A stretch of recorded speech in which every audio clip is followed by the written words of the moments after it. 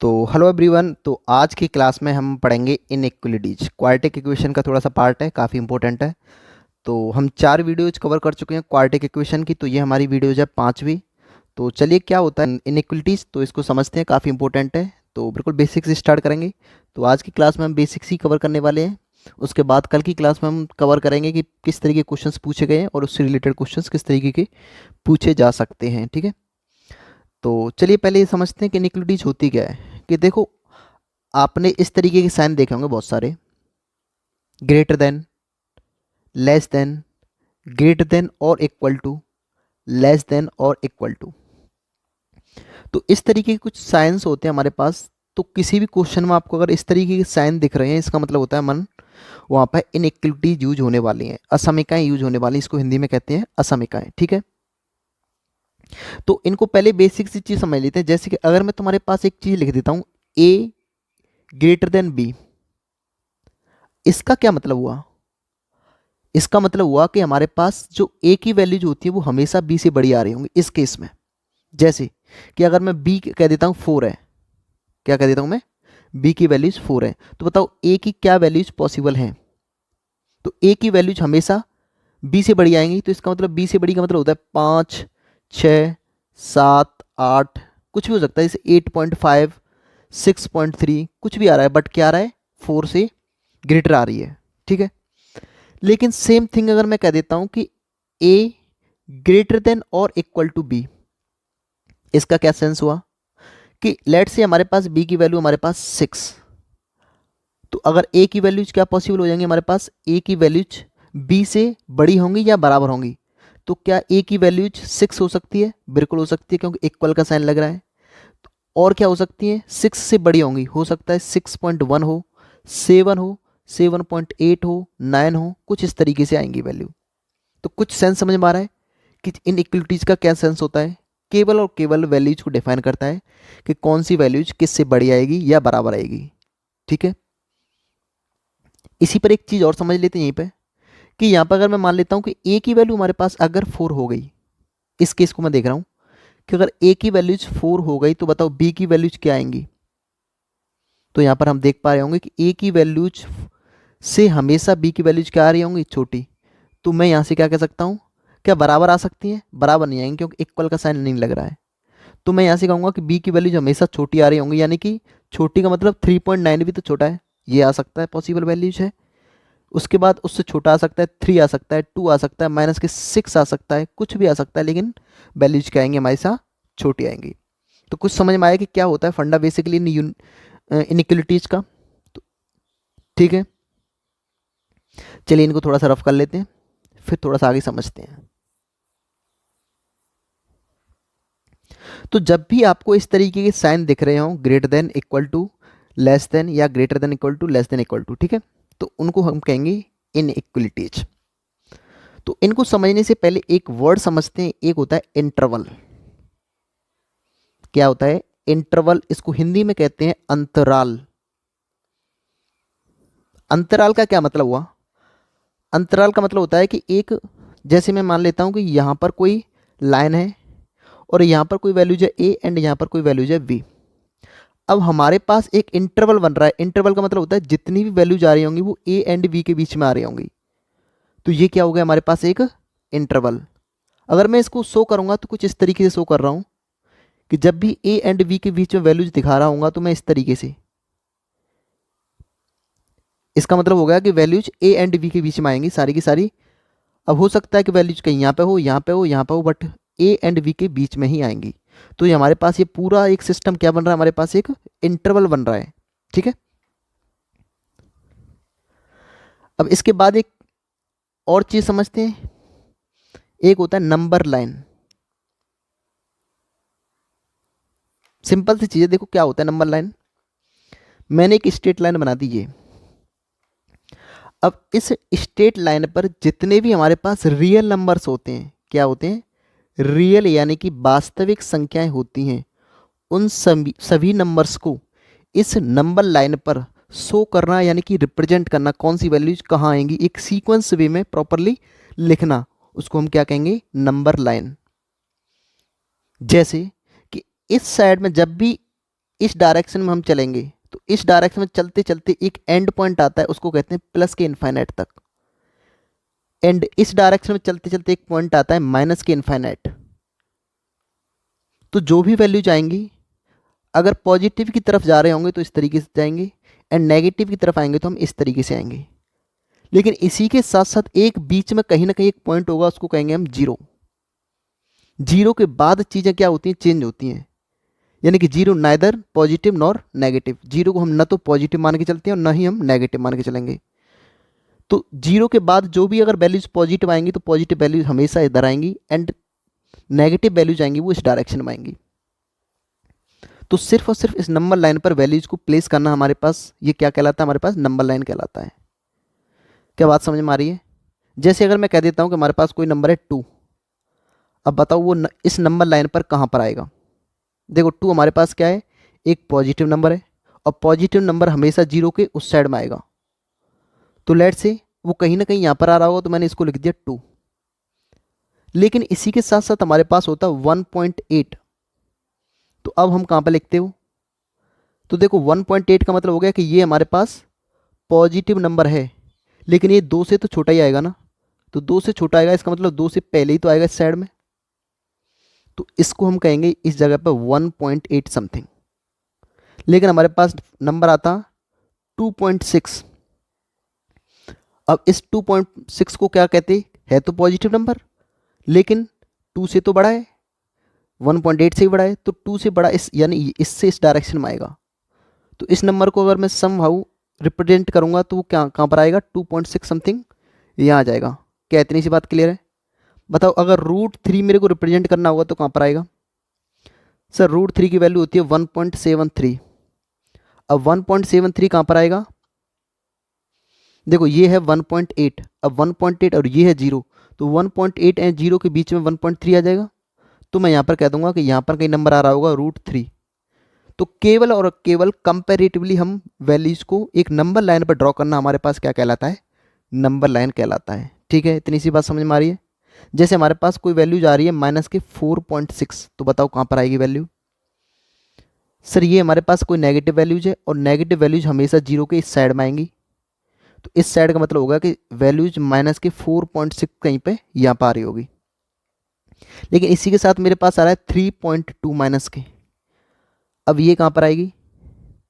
अब मेरे को एक बात बताइए, -4.6 बड़ा है या -3.2 बड़ा है? देखो नेगेटिव में यहाँ पे क्या होता है, उल्टा चलता है कि जो वैल्यू जितनी बड़ी होगी नेगेटिव के साथ वो उतनी ही छोटी आएगी। क्या मतलब है कि सबसे पहले आप देखो कि ये दोनों कैसी हैं, नेगेटिव। अगर दोनों नेगेटिव हैं तो जो वैल्यू बड़ी होगी वो छोटी मानी जाएगी। यानी कि ये वैल्यू क्या होगी, तो ये यहाँ पर आ रही है, अब इससे छोटी का मतलब होता है इस साइड में आएगी। तो हमेशा ये कहाँ पर आ जाएगी, -3.2 यहाँ पर आएगा। क्या इतनी सी बात समझ में आ रही है? तो इस तरीके से नंबर लाइन पर कोई भी नंबर होता है उसको सिस्टमेटिक वे में, एक सीक्वेंशियल वे में हम रिप्रेजेंट करते हैं, उसी को हम क्या कहते हैं, नंबर लाइन कहते हैं। ठीक है ना? अगर हमारे पास -3.8 आ रहा है तो उसको कहाँ रिप्रेजेंट करेंगे? -3.8 का मतलब हो गया कि ये नेगेटिव वैल्यूज है, बिल्कुल बात सही है। 0 से इधर आएगी, बिल्कुल बात सही है। लेकिन -3.8 का मतलब होता है कि ये क्या है, इससे तो बड़ी है ना 3.2 से, लेकिन इससे छोटी है। तो वैल्यू कहाँ आ रही होगी, कहीं यहाँ पर आ रही होगी। क्या इतनी बात समझ में आ रही है? तो अगर मैं रिप्रेजेंट करूँगा तो ये कहाँ पर आ रहा है, -3.8 यहाँ पर आ जाएगा। क्या नंबर लाइन समझ में आई है क्या कहते हैं? चलिए आगे चलते हैं। एक वर्ड आता है इंटरवल, किस तरीके से डिफाइन करते हैं, टाइप्स ऑफ इंटरवल कह सकते हैं। टाइप्स ऑफ इंटरवल, अंतराल के प्रकार। जैसे मैं अगर पहला कह देता हूं, पहला होता है क्लोज्ड इंटरवल, बंद अंतराल।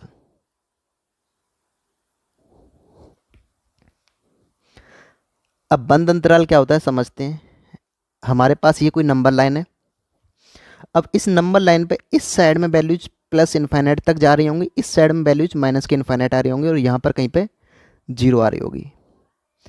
मैं मान के चलता हूँ कि हमारे पास कोई नंबर सिस्टम है, यानी ए एंड बी, एक्स की या वाई की जो भी वेरिएबल होगा उसकी वैल्यूज हमारे पास ए एंड बी के बीच में वैल्यूज आ रही हैं। इसका मतलब हमारे पास ये क्या बन गया, एक इंटरवल बन गया, यानी वैल्यूज कहाँ होंगी, ए एंड बी के बीच में ही लाई कर रही होंगी सब। तो अगर ए एंड बी के बीच में लाई करेंगे तो हम उसको किस तरीके से डिफाइन शो करते हैं, इस तरीके से दिखा लो, इससे पता चल जाए हमको कि वैल्यूज कहाँ से कहाँ तक आ रही हैं। तो ए एंड बी के बीच में आ रही हैं। अगर मैं ए को कंसीडर कर रहा हूं तो यहां पर आएगा डार्क सर्किल इस तरीके का, ठीक है। और अगर बी की वैल्यूज को भी मैं इंक्लूड कर रहा हूं तो भी यहां पर डार्क आ जाएगा। तो जब भी हम वैल्यूज को इंक्लूड करेंगे तो उसको कहते हैं हम क्लोज इंटरवल, एंड उसको दिखाते हैं हम डार्क सर्किल से। क्या इतनी सी बात समझ में आ रही है? क्या मतलब हुआ इसका? इसका मतलब हुआ कि कोई भी वैल्यूज आ रही होंगी वो ए एंड बी के बीच में ही आ रही होंगी, बट ए भी हो सकता है, बी भी हो सकता है। ए एंड बी दोनों को हम इंक्लूड कर रहे हैं, कंसीडर कर रहे हैं, ठीक है। तो इसको लिखने का क्या तरीका हुआ, जब भी हम आपको लिखा मिलेगा क्वेश्चन में इस तरीके का फॉर्मेट मिलेगा, एक्स बिलोंग्स, बिलोंग्स का मतलब होता है इनके बीच में आ रहा है, ए कॉमा बी, ए कॉमा बी का मतलब हो गया ए एंड बी के बीच में। और जब भी आपको इस तरीके का डार्क सर्कल मिलेगा, इसका मतलब होगा कि हम वैल्यू क्या कर रहे हैं, वो इंक्लूड कर रहे हैं। और इंक्लूड जब भी करते हैं तो इस तरीके का ब्रैकेट आता है। क्या बात समझ में आ रही है? X belongs to A comma B, यानी ए एंड बी के बीच में आ रही होंगी, एंड ए एंड बी दोनों इंक्लूड है, इसलिए हम इस तरीके का ब्रैकेट लगा देंगे। दूसरा फॉर्मेट आपको ऐसे भी लिखा मिल सकता है, कई क्वेश्चन मैंने देखा एनडीए के में, जो पिछले साल के क्वेश्चन आए उनमें इस तरीके का फॉर्मेट भी दिखा कि जो एक्स इस तरीके का लिख रहा होगा, एक्स ए एंड बी के बीच में आ रहा है, बात सही है। बट हमने यहाँ पर क्या किया है, ए एंड बी दोनों को इंक्लूड किया है, इसका मतलब ए की वैल्यू, सॉरी एक्स की वैल्यू ए एंड बी दोनों हो सकती हैं, तो इसलिए यहाँ पर लगा दिया मैंने इक्वल का साइन। समझ में आया? यानी एक्स की वैल्यूज ए से बी के बीच में आएंगी, बट ए एंड बी के बराबर भी हो सकती हैं। क्या ये फॉर्मेट समझ में आया है? ठीक है। जैसे अगर मैं कह देता हूं ये 2 है, ये 3 है, यानी 2 एंड 3 के बीच में हमको कोई इंटरवल गिवन है, यानी कोई भी वैल्यूज होंगी वो 2 एंड 3 के बीच में है। तो इसको मैं कह सकता हूं कि x बिलोंग्स टू 2,3, दोनों वैल्यूज इंक्लूड है। तो मैं कह सकता हूं कि जो x है हमारे पास 2 एंड 3 के बीच में, 2 एंड 3 बोथ आर इंक्लूडेड। तो इस तरीके से आपको फॉर्मेट लिखा मिलेगा और आपको इस तरीके से ही लिखना है। क्या क्लोज इंटरवल समझ में आया है? ठीक है। दूसरा आता है ओपन इंटरवल।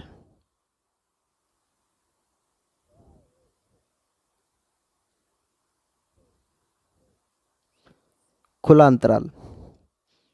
ये हमारे पास कोई नंबर लाइन है, इस साइड में वैल्यूज प्लस इनफाइनाइट तक और इस साइड में वैल्यूज माइनस के इनफाइनाइट तक।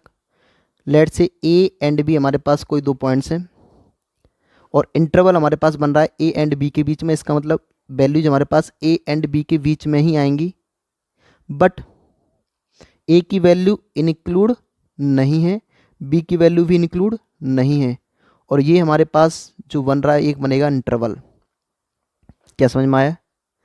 इसको लिखने का तरीका हो गया कि x belongs to A comma B. अब ए कॉमा बी का मतलब होता है ए एंड बी के बीच में। अब दोनों वैल्यूज इंक्लूड नहीं है, इसलिए हम यहाँ पर इस तरीके का ब्रैकेट लगाएंगे। ठीक है, यानी कि वैल्यूज सारी ए एंड बी के बीच में आ रही हैं, but A and B exactly नहीं हो सकती हैं। ए से थोड़ा सा छोटा हो सकता है, सॉरी ए से बड़ा हो सकता है एंड बी से छोटा हो सकता है। इसको हम इस तरीके से भी लिख सकते हैं।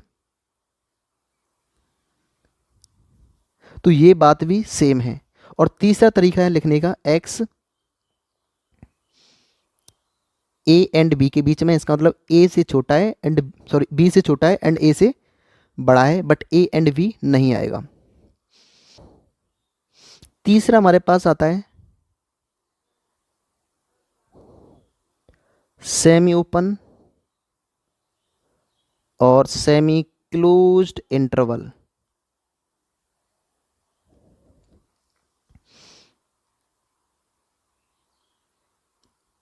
अर्ध खुला, अर्ध बंद अंतराल। ठीक है, तो आइए इसको भी समझते हैं। लेट से हमारे पास ये कोई नंबर लाइन है, इस साइड में वैल्यूज प्लस के इन्फाइनाइट तक जाएंगी, इस साइड में वैल्यूज माइनस के इन्फाइनाइट तक जाएंगी। हमारे पास कोई नंबर है, ये है ए, ये है नंबर बी, और इंटरवल जो बन रहा है ए एंड वी के बीच में, यानी कि वैल्यूज हमारे पास ए एंड वी के बीच में ही आएंगी। तो इस तरीके से हम इसको शो कर लेते हैं। तो इस तरीके से हम उसको शो कर लेते हैं। ठीक है, अब यहाँ पर देखने वाली बात यह है कि अगर मैं इसको डार्क सर्किल कर देता हूँ ए को, इसका मतलब हो गया कि ए की वैल्यूज, सॉरी, ए हमारे पास इंटरवल में इंक्लूड है, एंड अगर बी पर मैं इस तरीके का सर्कल बना देता हूँ, इसका मतलब बी हमारे इस इंटरवल में इंक्लूड नहीं है। तो ये हमारे पास बनेगा एक इंटरवल, और इसको किस तरीके से मैथमेटिकल फॉर्मेट में लिखा जाएगा।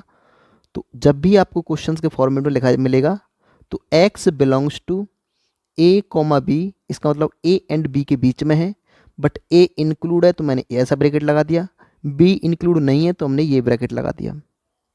या इसको हम ऐसे भी लिख सकते हैं, x belongs to A comma B, तो ब्रैकेट हम इसको ऐसे भी लिख सकते हैं। या हम इसको लिख सकते हैं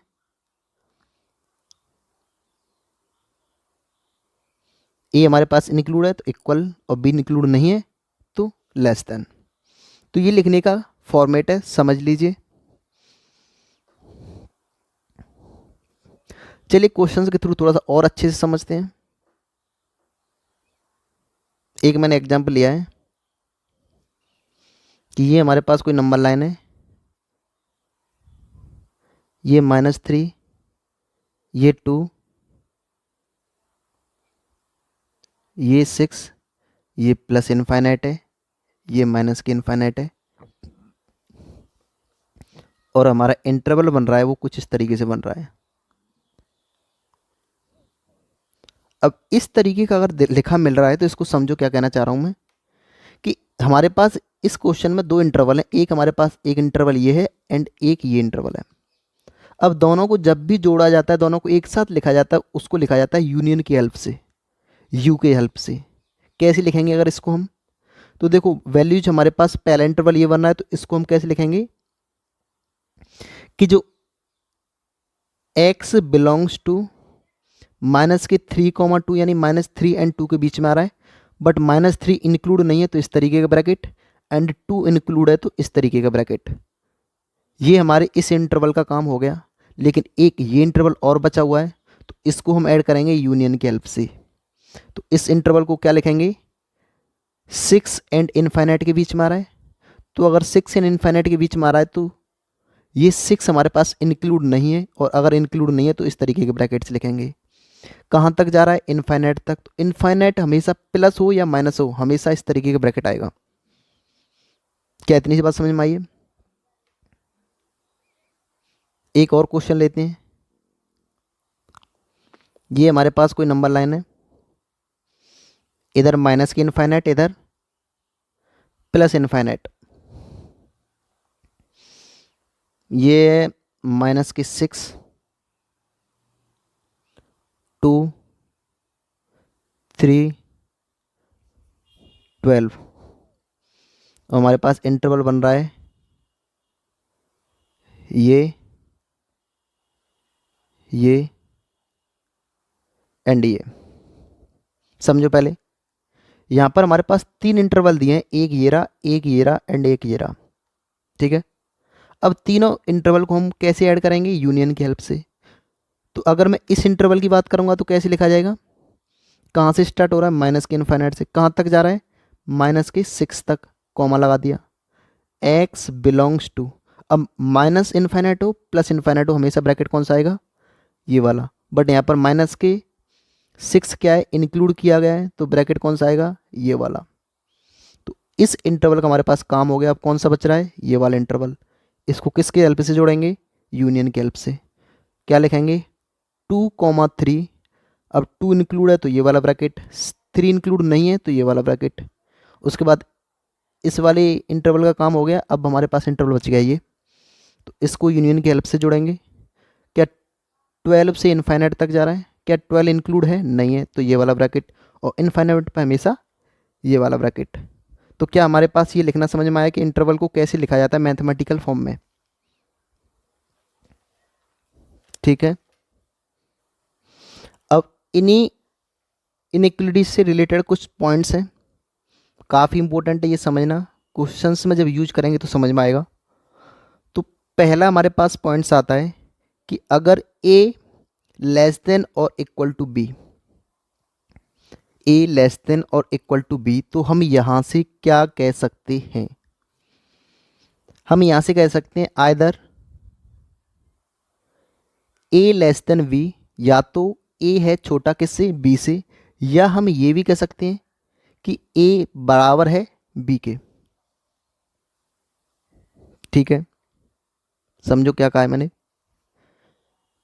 कि जब भी आपको इस तरीके की इनइक्वलिटीज दिख रही है, इसका मतलब b क्या है? बड़ा है किससे? a से। या तो ऐसे कह सकते हो b ग्रेटर देन और इक्वल टू a, बात एक ही है, यानी कि b बड़ा है a से या बराबर भी है।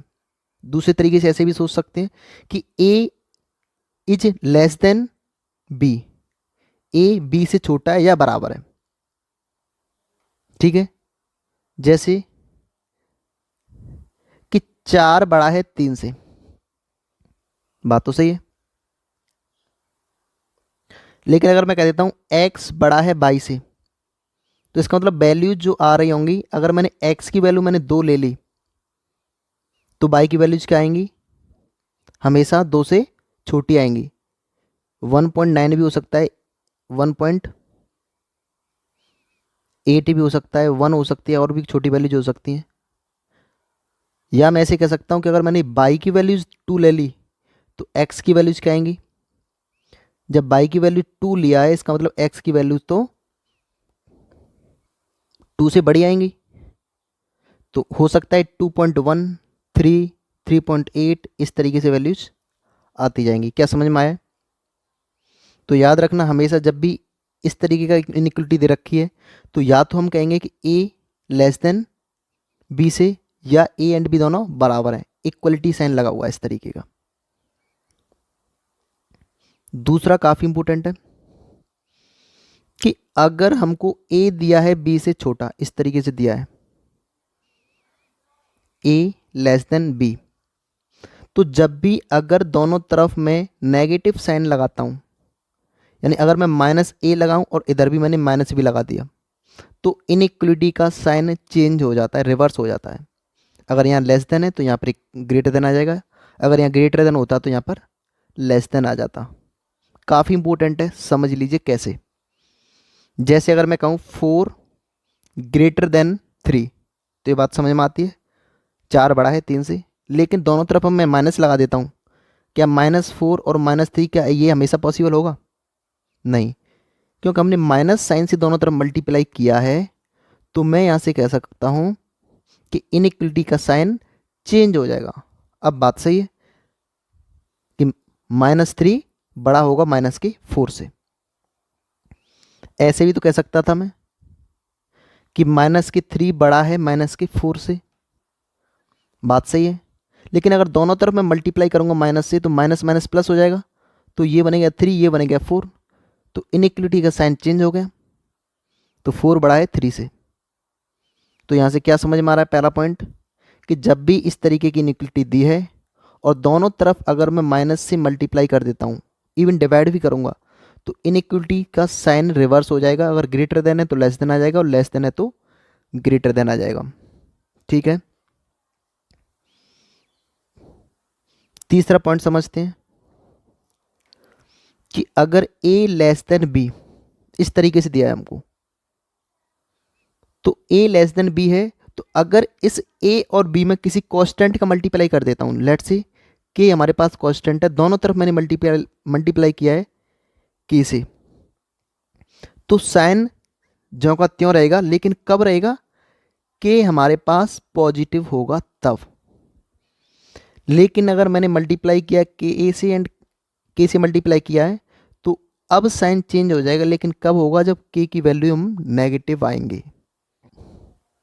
कुछ समझ में आया? एग्जाम्पल के थ्रू समझते हैं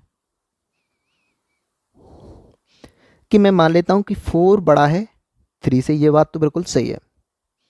लेकिन अगर मैं दोनों तरफ किसी कॉन्स्टेंट से मल्टीप्लाई करता हूँ, लेट से 4 से मल्टीप्लाई करता हूँ, तो ये बनेगा 4 मल्टीप्लाई 4, इधर बनेगा 3 मल्टीप्लाई 4।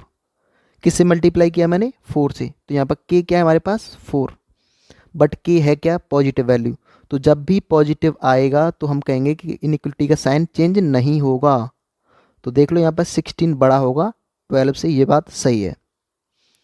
लेकिन अगर मैं कहता हूँ कि 4 बड़ा है 3 से, अब मैं मल्टीप्लाई कर रहा हूँ किसी नेगेटिव कॉन्स्टेंट से, लेट से 4 को मल्टीप्लाई किया मैंने माइनस के 4 से, इधर भी मल्टीप्लाई किया मैंने माइनस के 4 से, तो इनइक्वलिटी का साइन पहले इस तरीके का था, अब हो गया इस तरीके का। क्यों? कि हमारे पास के यहाँ पर किससे मल्टीप्लाई किया? माइनस के 4 से, और के है क्या? नेगेटिव वैल्यू, और जब भी नेगेटिव वैल्यू जाती है तो इनइक्वलिटी का साइन चेंज हो जाता है। कुछ समझ में आ रहा है क्या किया? तो ये बनेगा माइनस के 16 लेस देन माइनस के 12। तो ये बात सही है। तो पॉइंट याद रखना है, क्या पॉइंट याद रखना है? कि जब भी इनइक्वलिटी में नेगेटिव का साइन का मल्टीप्लाई करते हैं तो इनइक्वलिटी का साइन चेंज हो जाता है, और किसी पॉजिटिव का मल्टीप्लाई करेंगे तो साइन चेंज नहीं होता है। इतनी सी बात समझ में आई है? इवन डिवाइड भी कर सकते हो, जैसे 12 इज ग्रेटर देन 8। तो अगर इसको मैं डिवाइड करता हूँ 4 से, डिवाइड करता हूँ 4 से, तो अगर डिवाइड करने वाला कोई नंबर पॉजिटिव है तो इनइक्विटी का साइन चेंज नहीं होगा।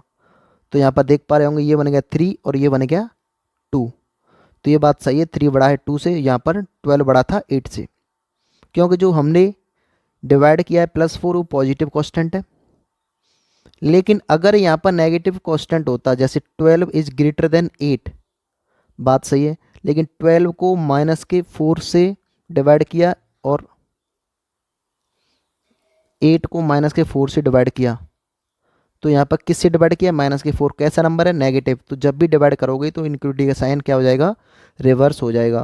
तो ये क्या बन गया? -3। ये क्या बन गया? -2। तो बात सही है, -2 बड़ा है -3 से। क्या इतनी बात समझ में आ रही है? 3 पॉइंट समझ में आ गए। एक और चौथा पॉइंट होता है, कोई भी इनइक्वलिटी आ रही है, स्क्वायर करने से क्या फ़र्क पड़ेगा? लेट से हमारे पास a लेस देन b है, तो क्या a स्क्वायर भी लेस देन b होगा? क्या अगर मैंने दोनों तरफ स्क्वायर किया है तो क्या अब भी इनइक्वलिटी वैलिड रहेगी?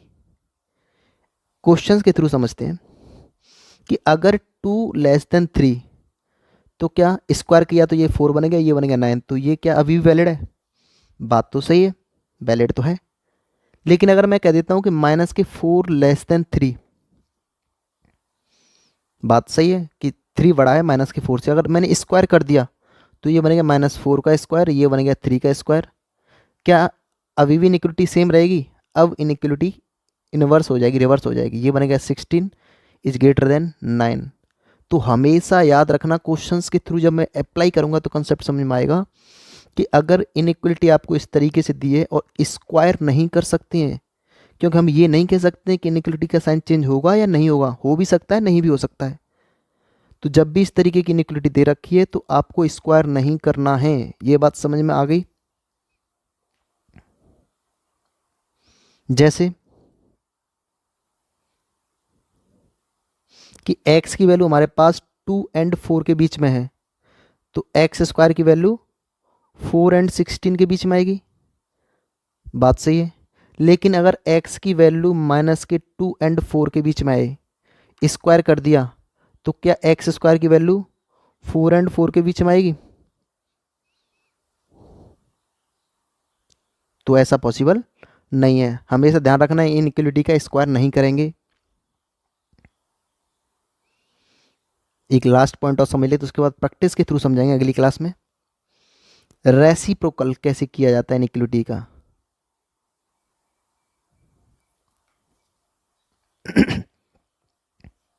जैसे a greater than b, a बड़ा है b से, तो क्या मैं ऐसे कह सकता हूं कि 1/a भी बड़ा होगा 1/b से? ये बात हो जाएगी, लेकिन कब? When A comma B are of opposite sign. A and B दोनों के साइन जो होंगे, चिन्ह होंगे, वो कैसे होंगे? उल्टे होने चाहिए। यानी एक अगर पॉजिटिव है तो दूसरा नेगेटिव होना चाहिए, एक नेगेटिव है तो दूसरा पॉजिटिव होना चाहिए। लेकिन अगर ए ग्रेटर देन बी है तो 1/a लेस देन 1/b, यानी यहाँ पर इनइक्वलिटी का साइन चेंज हुआ है। लेकिन ऐसा कब हुआ है? When A and B are of same sign. समझो क्या कहना चाह रहा हूं मैं। जैसे 4 बड़ा है 3 से, अब इसका रेसिप्रोकल करेंगे तो 1/4 1/3 क्या बड़ा होगा? देखो ये 1/4 होता है 0.25 और 1/3 होता है 0.33। तो क्या ये बड़ा होगा? ये बात गलत है, ऐसा नहीं होगा। तो यहाँ पर अगर मैं इनइक्वलिटी देखूंगा तो क्या आएगी? इनइक्वलिटी रिवर्स हो गई। और वही मैं कहना चाह रहा हूँ कि जब ए एंड बी कहाँ गया, सेम साइन का आएगा तो इनइक्वलिटी यहाँ पर ग्रेटर देन थी, अब क्या हो गया? लेस देन हो गई। जब भी इस तरीके की इनइक्वलिटी दिख रही है एंड ए एंड बी दोनों के साइन क्या है? सेम है। देखो ये प्लस है एंड ये प्लस है, तो ये पहले ग्रेटर देन था, अब क्या होगा? लेस देन होगा। क्यों? क्योंकि ए एंड बी दोनों के साइन क्या है? सेम है। और यही मैंने इस इनइक्वलिटी में बताया है। जैसे -3 ग्रेटर देन -4, सही बात है, -3 बड़ा होता है -4 से। लेकिन इसका रेसिप्रोकल लेता हूँ, क्या 1/-3 एंड 1/-4, क्या अभी ये वैलिड होगी? नहीं, इस इनइक्वलिटी की साइन चेंज हो जाएगा। क्यों? क्योंकि यहाँ भी नेगेटिव है, यहाँ भी नेगेटिव है, और दोनों कैसे हैं? सेम साइन के। तो इनइक्वलिटी पहले ग्रेटर देन थी तो अब हो जाएगी लेस देन। प्रूफ भी देख सकते हो। ये होता है 0.33, माइनस है तो माइनस, 1/4 होता है 0.25, माइनस है तो माइनस, कौन सा बड़ा होगा? ये। ठीक है, तो इनइक्वलिटी का साइन चेंज हो गया। जैसे 5 इज ग्रेटर देन -10। अब यहाँ पर देखो, यहाँ पर ए ये रहा, बी ये रहा, दोनों के साइन कैसे हैं? ये प्लस है, ये नेगेटिव, दोनों के साइन कैसे हैं? अपोजिट। जब ए और बी के साइन अपोजिट आते हैं तो इनइक्वलिटी क्या होती है? रिवर्स नहीं होती है, सेम रहती है। तो अगर इसका रेसिप्रोकल करोगे तो यही रहेगा -1/10। क्या इतनी सी बात समझ में आ रही है?